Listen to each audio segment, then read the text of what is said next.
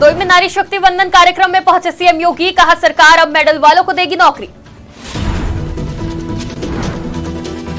लखनऊ के municipal girls inter college में हुआ लैपटॉप वितरण, राज्यसभा सांसद दिनेश शर्मा और मेयर सुषमा खरकवाल ने किया वितरण। हमीरपुर में चोरों के हौसले बुलंद, रोडवेज बस में बैठी महिला के बैग से चोरी हुए 30,000 रुपए। प्रयागराज में ई व्यापार से चौपट हुआ खुदरा व्यापार, सपा और व्यापारी कर रहे ऑनलाइन व्यापार का बहिष्कार। प्रयागराज में भाकियों ने किया अनिश्चितकालीन धरना प्रदर्शन, हजारों की संख्या में एकत्र हुए किसान। नमस्कार, आज की खबर में आपका स्वागत है। मैं हूं आपके साथ शिखा मेहरोत्रा। शुरुआत करते हैं उत्तर प्रदेश खबरों की। हरदोई के शाहबाद के उधनपुर पहुंचे मुख्यमंत्री योगी आदित्यनाथ ने कहा कि डबल इंजन की सरकार कहती ही नहीं, करके भी दिखाती है। बता दें, सीएम योगी आदित्यनाथ ने नारी शक्ति वंदन कार्यक्रम में शामिल हुए थे। मंच पर पहुंचे सीएम योगी आदित्यनाथ ने उच्च शिक्षा मंत्री रजनी तिवारी समेत कई भाजपा नेताओं ने स्वागत किया। सीएम ने 541 करोड़ रुपए की 217 परियोजनाओं का शिलान्यास और लोकार्पण किया। इसके बाद मुख्यमंत्री ने मंच से जनसभा को संबोधित करते हुए केंद्र सरकार और उत्तर प्रदेश सरकार द्वारा महिलाओं के लिए चलाई जा रही विभिन्न योजनाओं के बारे में बताया। पूर्व उप मुख्यमंत्री, राज्यसभा सांसद दिनेश शर्मा और लखनऊ मेयर सुषमा खरकवाल राजधानी लखनऊ के कश्मीरी मोहल्ले में म्युनिसिपल गर्ल्स इंटर कॉलेज पहुंचे, जहां पेटीएम फाउंडेशन और म्युनिसिपल कॉर्पोरेशन के संयुक्त तत्वाधान में लैपटॉप का वितरण किया गया। कार्यक्रम में मुख्य अतिथि के रूप में पूर्व उप मुख्यमंत्री और राज्यसभा सांसद दिनेश शर्मा ने छात्राओं को लैपटॉप वितरण किया। उप मुख्यमंत्री दिनेश शर्मा ने कहा, हमारी सरकार इंटर और डिग्री कॉलेज में लैपटॉप वितरण कर रही है। पेटीएम फाउंडेशन द्वारा 150 लैपटॉप दिए जा रहे हैं। वहीं राज्यसभा सांसद दिनेश शर्मा ने 1 करोड़ 25 लाख रुपए सांसद निधि से दिए, साथ ही बच्चों के उज्जवल भविष्य की कामना की। देखिए, पूरा देश डिजिटल इंडिया के अंतर्गत मॉडर्नाइज हो रहा है। आपने पहली बार उत्तर प्रदेश के इतिहास में देखा होगा कि चाहे मेडिकल कॉलेज हो, चाहे इंजीनियरिंग कॉलेज हो, चाहे बच्चों का इंटर कॉलेज हो, डिग्री कॉलेज हो, जगह जगह लैपटॉप, मोबाइल और टैबलेट सरकार बांट रही है। और मैं पेटीएम संस्था को आभार व्यक्त करूंगा कि हमारे कुशल नेतृत्व करता जो हमारी महापौर हैं, उन्होंने जब आग्रह किया मुझसे और मैंने पेटीएम से आग्रह किया, तो मालवीय मिशन के आदरणीय के पाराशर जी ने आज 150 लैपटॉप देने की बात कही है। 50 आज उन्होंने दिए हैं और 25 बाकी नगर निगमों को, और 50 जो है वो नवयुग डिग्री कॉलेज को 50 जो लैपटॉप देने की बात आज और हुई है। और मैंने भी 1 करोड़ 25 लाख रुपया अपने सांसद निधि से नगर निगम के डिजिटलाइजेशन के लिए जो भी महापौर जी तय करेंगी वो देने की बात करी है। मुझे खुशी है कि शिक्षा के क्षेत्र में नगर निकाय बढ़कर आगे आई है और इसमें लखनऊ का स्थान बहुत आगे है।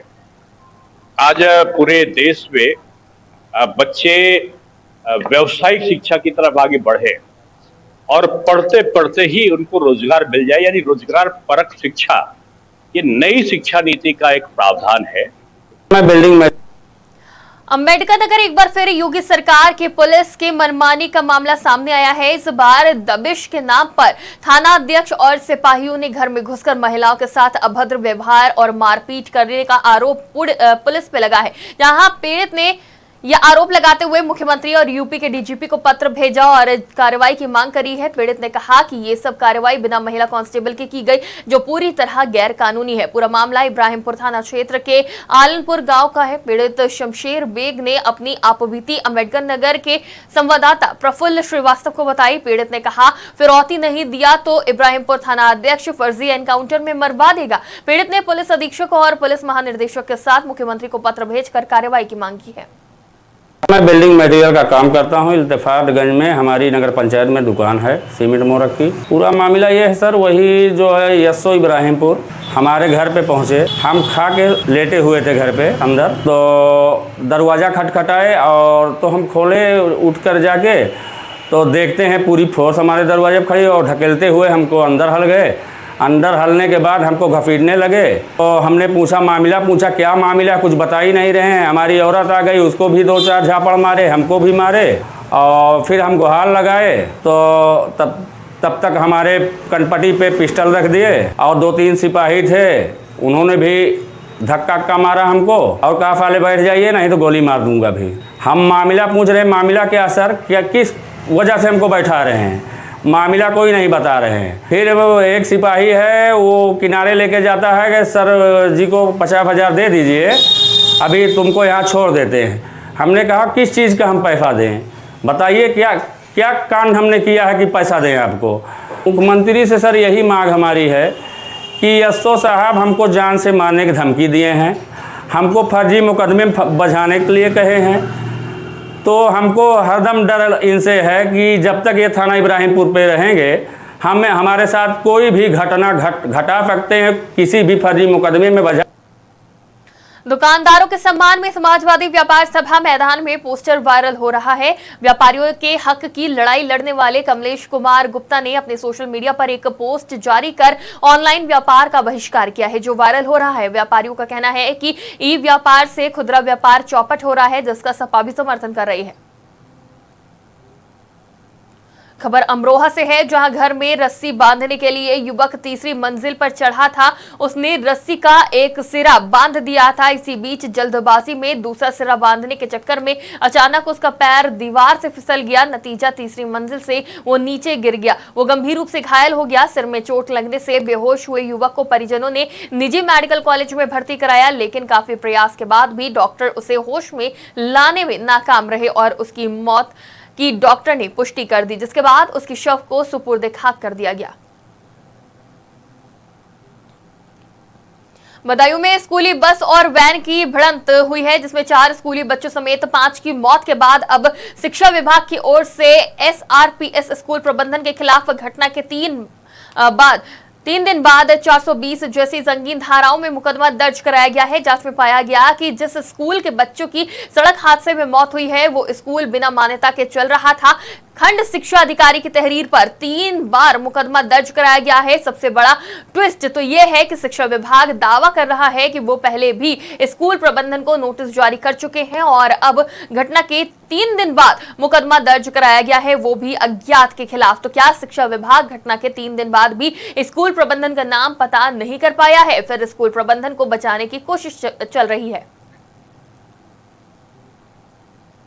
बरेली से एक हैरान करने वाला मामला सामने आया है, जहां अधेड़ ग्रामीण ने मंदबुद्धि युवती को घर में बंद कर दिया, उसके साथ दुष्कर्म किया। वहीं पीड़िता की मां ने पुलिस को तहरीर देकर बताया कि 16 वर्षीय बेटी मंदबुद्धि है और बीती शाम को महिला की बेटी घर से 50 मीटर दूर कूड़ा डालने गई थी। वापस आते समय गांव के ही अधेड़ आरोपी ने अवैध तमंचा दिखाकर उसको घर के अंदर खींच लिया। बेटी की चीख की आवाज सुनकर मौके पर पहुंचे पड़ोसियों ने दरवाजा खुलवाने की कोशिश की, लेकिन आरोपी ने नहीं खोला। दरवाजा तोड़ने की बात कहने पर आरोपी ने गेट खोला। गेट खोलने पर देखा उसकी बेटी की हालत अस्त व्यस्त थी, जिसके बाद परिजनों ने अधेड़ को मारपीट कर पुलिस के हवाले कर दिया।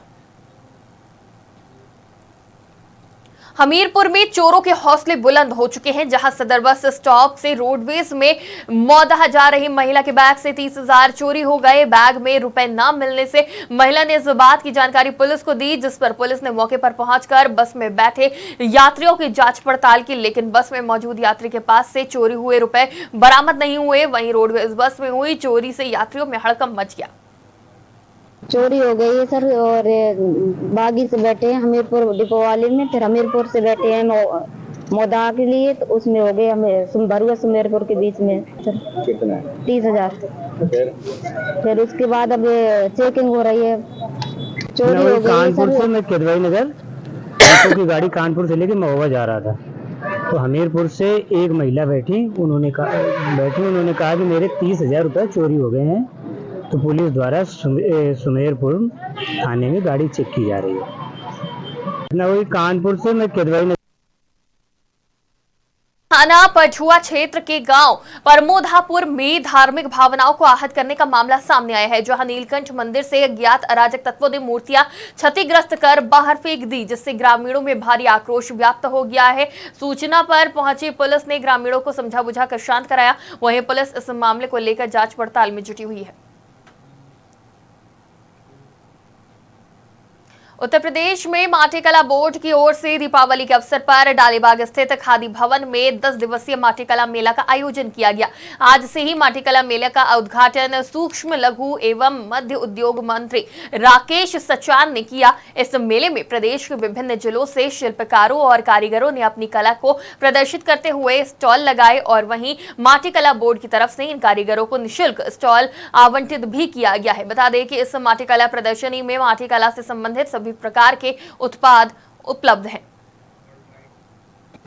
जो हस्तशिल्पी कारीगर हैं, लोग हैं, इनकी परिवार भी चलता है, इनकी आमदनी बढ़ती है। तो मैं आपके माध्यम से आह्वान करेंगे दिवाली के अवसर पर कि ज़्यादा से ज़्यादा हमारे जनमानस से अपील करेंगे कि जो हस्तशिल्पी कारीगर हैं, इनके द्वारा उत्पाद, मिट्टी के उत्पाद हो चाहे खादी के उत्पाद हो, खादी का उत्पाद बिकता है तो तमाम बुनकरों की आय बढ़ती है।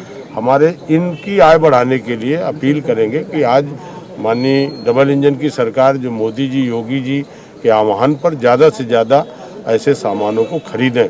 ओडीओपी उत्पाद में 75 जनपदों में हमारे अलग अलग उत्पाद हैं, उसमें सारे हस्तशिल्पी। अभी यूपी ट्रेड शो बड़ा आयोजन हुआ, पहली बार किसी सरकार ने अपने प्रदेश का ट्रेड शो चलाया, जिसमें लगभग 5 लाख से ज़्यादा अधिक के लोग वहाँ पर आए। 5000 करोड़ से ज़्यादा व्यापार हुआ और पूरे प्रदेश के जितने भी उत्पाद थे उनको हमने बहुत ही सस्ते दामों में एक ऐसा प्लेटफार्म दिया कि उनके बनाए हुए उत्पाद का प्रदर्शन हुआ और बहुत सारे आर्डर, विदेशी जो लोग आए थे उनके आर्डर भी मिले।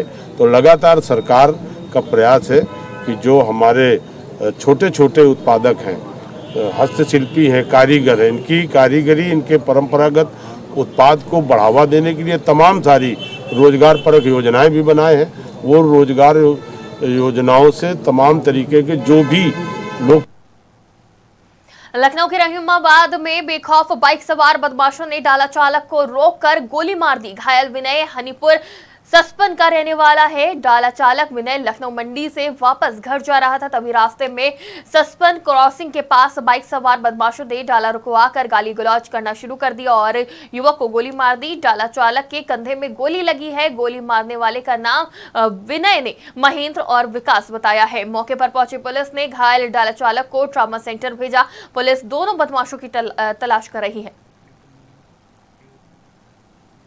भारतीय किसान यूनियन ने आज दोपहर प्रयागराज विकास प्राधिकरण के अधिकारियों कर्मचारियों की मनमानी, लूट खसोट और भ्रष्टाचार के विरोध में हजारों की संख्या में किसान एकत्र होकर अनिश्चितकालीन धरना प्रदर्शन किया। इस प्रदर्शन में किसान अपने ट्रैक्टरों से हजारों की संख्या में पहुंचे। किसानों ने अपनी मांगों को लेकर आक्रोश प्रकट किया। उन्होंने कहा कि जब तक मांगे पूरी नहीं होंगी तब तक धरना प्रदर्शन जारी रहेगा।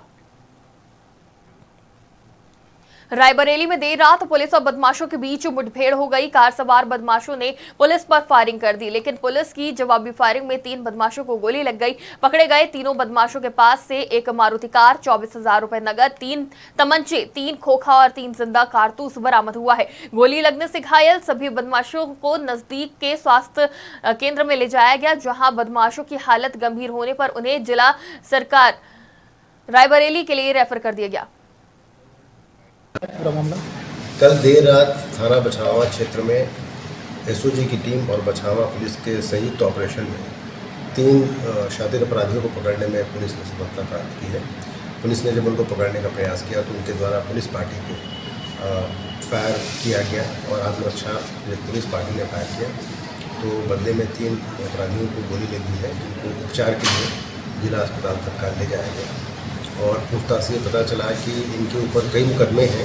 गैंगस्टर का मुकदमा भी पहले से है और इसके अलावा भी कई अन्य धाराओं के मुकदमे हैं। बट बेसिकली इनका काम है एटीएम स्वैप करके और दूसरों के अकाउंट से पैसा निकालना। इस धारा के भी कई मुकदमे इनके पास हैं। अभी विगत दिनों में इन्होंने रिटायर्ड पुलिस वाले के साथ भी यही काम किया था और जब उसके द्वारा असिस्ट किया गया तो उसके साथ उन्होंने धक्का मुक्की और मारपीट भी की थी, जिसका पकड़े गए अभियुक्तों में से 2 लोग लड़के हैं, एक इलाहाबाद का है और इनके अन्य आपराधिक इतिहास और कारगुजारी की तफ्तीश की जा रही है और जो भी इसमें अन्य जानकारियाँ मिलेंगी उसमें फॉलो। ये हमारे पास CSC बछरावा से रेफर होकर के तथा पुलिस द्वारा 3 लोग घायल अवस्था में लाए गए। बताया जा रहा है पुलिस मुठभेड़ में उनको गोली लगी है, जिसके दौरान वो लोग घायल हो गए हैं। भर्ती करके उनका इलाज चल रहा है।